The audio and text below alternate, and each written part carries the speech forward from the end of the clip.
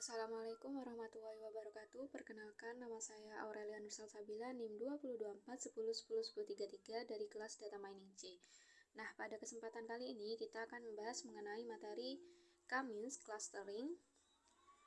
Nah, langsung saja untuk yang pertama yaitu kita lakukan import pandas, import matplotlib, import seaborn, import items, dan juga ada skaleron min-max-nya juga, terus import PCA dan juga import K-means-nya.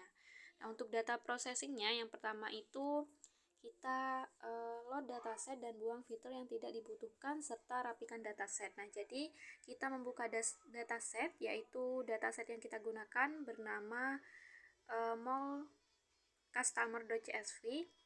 Nah, untuk membukanya kita gunakan kode from google.colab import file, upload file, kemudian kita upload file CSV kita yaitu yang bernama mall customers, kemudian kita membukanya, buka file dengan kode df sama dengan pd.rev.csv mall-customer.csv, kemudian kita buka. Nah, setelah dijalankan maka ini akan membuka dataset mall customer, yaitu di sini ada customer ID, genre, age, annual income, juga spending score dari 1 sampai 100. Nah, kemudian kita in place true-nya dengan kode seperti ini. Nah, untuk yang kedua yaitu cek tipe data pada masing-masing filter dan juga encoding bila diperlukan. Nah, untuk yang pertama itu kita ngecek tipe datanya. Untuk mengeceknya itu kode yang kita gunakan yaitu df.info.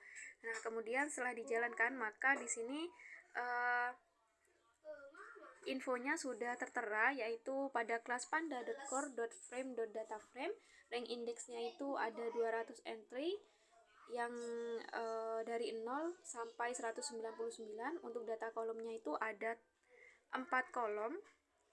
Nah, di sini sudah jelas ya untuk genre, age-nya, 0 income-nya, terus spending score-nya itu ada 200 ya.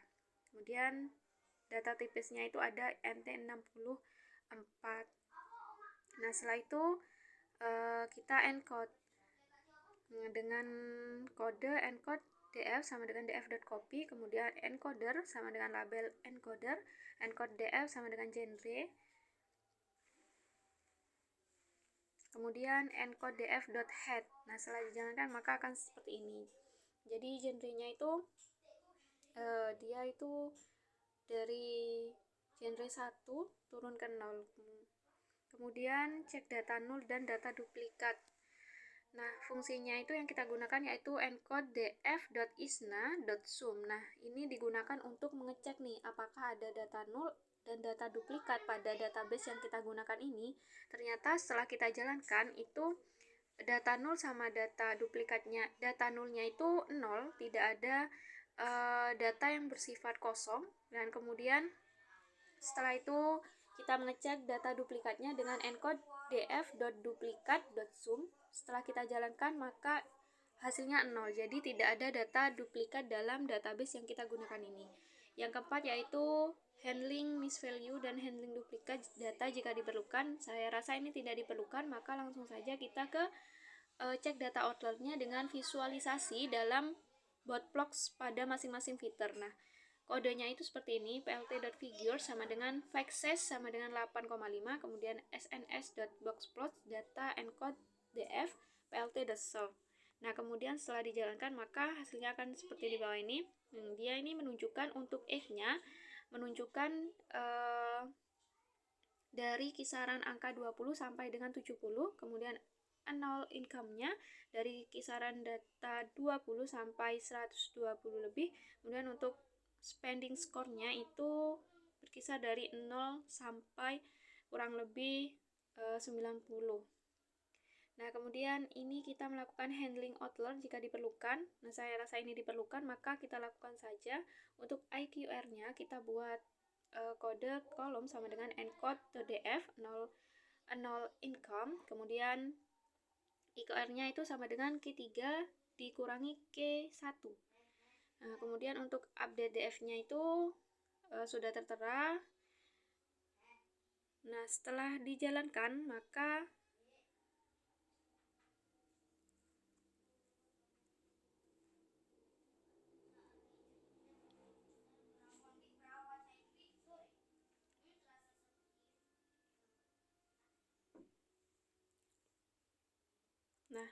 hasilnya akan seperti di bawah ini. Nah, ini sudah kita handling dari yang pertama jadi seperti ini.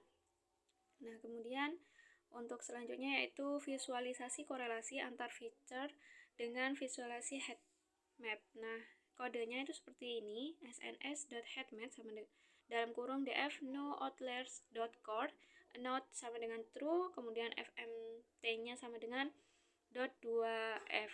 Ini kita visualisasikan dalam bentuk heatmap. Nah, kemudian setelah dijalankan maka akan tampil seperti di bawah ini. Nah, ini sudah dalam bentuk visualisasi heatmap. Nah, selanjutnya yaitu kita lakukan normalisasi data dengan menggunakan normalisasi tertentu. Ini syaratnya yaitu bisa standar atau min-max. Nah, di sini kita menggunakan min-max ya dengan feature yaitu normalisasi df no outliers.copy scalar min-max scalar featuresnya sama dengan normalis df.column. Jadi yang kita normalisasi yaitu kolomnya, kemudian setelah dijalankan maka akan menampilkan data seperti ini. Nah, ini sudah dalam bentuk normalisasi ya, karena nilainya sudah 0 dan 1. Kemudian di sini selanjutnya kita diminta untuk tampilkan scatter plot sebelum clustering dengan menggunakan 4 kombinasi atribut. Kodenya sudah jelas seperti ini. Kemudian setelah dijalankan maka akan tampil seperti ini. Nah, jadi di sini ada bentuk genre E, kemudian null income, kemudian spending score, null income-nya, kemudian spending score-nya. Nah, selanjutnya itu modeling. Di sini kita diminta untuk masukkan data proses sama dengan normalis df.copy data process.head. Kemudian setelah dijalankan maka seperti ini.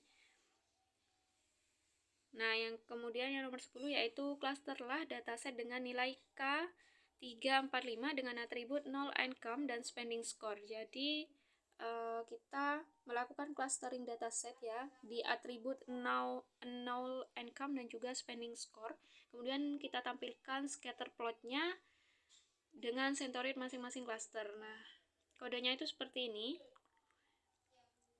Jadi kita membuat cluster model sama dengan K-means, kemudian kita masukkan atributnya null income dan juga spending score. Jadi untuk K-means-nya itu 3,4,5, kemudian setelah dijalankan maka hasilnya seperti ini.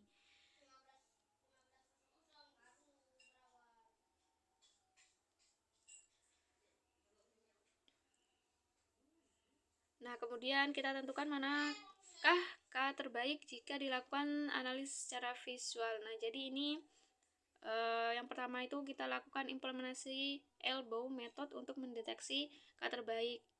Nah, jadi untuk menentukan jumlah clustering yang kita gunakan pada K-means clustering, kita menggunakan inertia, yaitu digunakan untuk mencari elbow method K terbaiknya.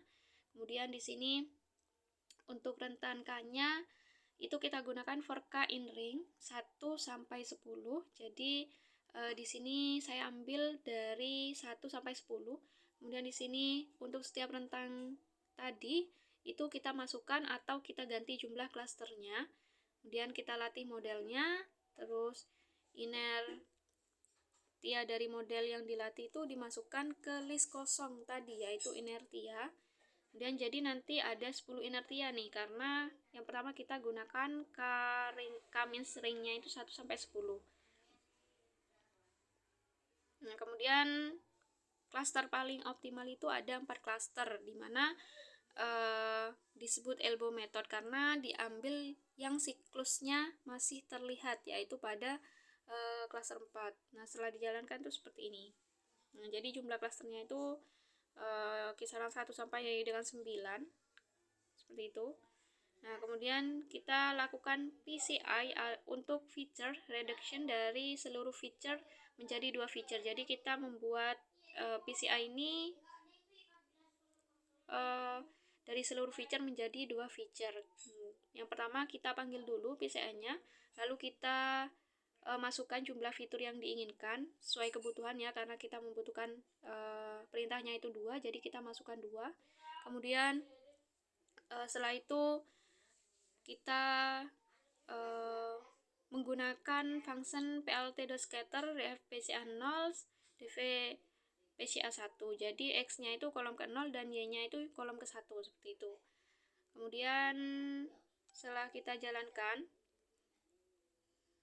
maka di sini saat ditampilkan ada ungu klaster 1, lalu di bawahnya itu klaster 2, kemudian di samping kanannya itu klaster 3, dan di bawahnya itu klaster 4, seperti itu.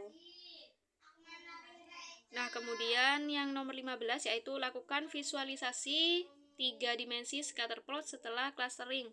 Jadi kita diminta untuk membuat visualisasi 3 dimensi dengan data seperti ini ya. Kita menggunakan fit transform untuk mendapatkan dimensional di reduction-nya. Kemudian